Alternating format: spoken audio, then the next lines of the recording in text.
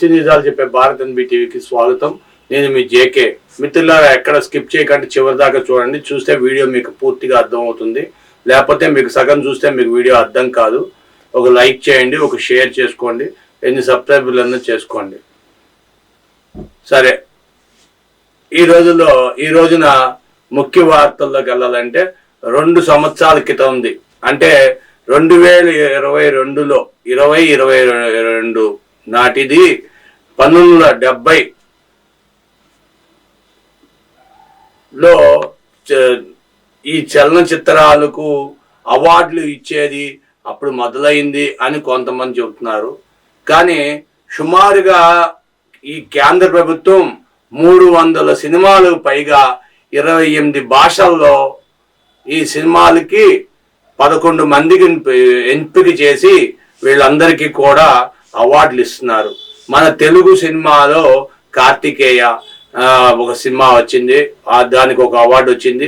గతంలో అనేక మంది నేషనల్ అవార్డ్స్ తీసుకున్నారు. ఫిల్మ్ ఫెయిర్ అవార్డ్స్ అంటారు వీటికి. దీనికి చాలా ప్రత్యేకత. అమితాబ్ బచ్చన్ నటించిన సినిమాకి వచ్చింది. చాలా మంది నటించిన KGF 2లో నటించిన హీరోకి వచ్చింది. అంటే హీరో డైరెక్ట్ గా కాదు, ఆ సినిమాకి వచ్చింది.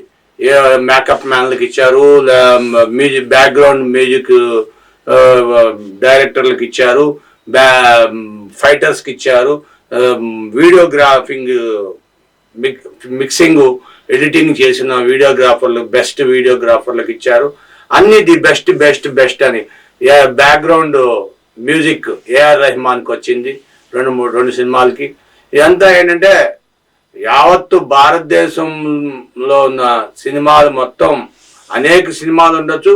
అందుట్లో 300 సినిమాలను ఎంపిక చేసి ఆ ఎంపిక చేసిన అందులో 28 భాషల్లో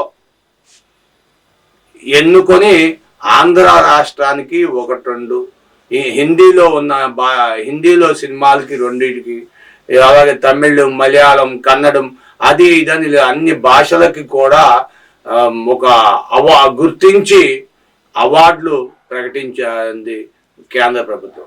ఇది మన కేంద్ర ప్రభుత్వం మనం రాష్ట్రపతి చేతి మీదుగా అవార్డు పొందడం అనేది ఇది ఒక రకంగా చెప్పాలంటే పూర్వజన్మ సుకృతం అని చెప్పాలి.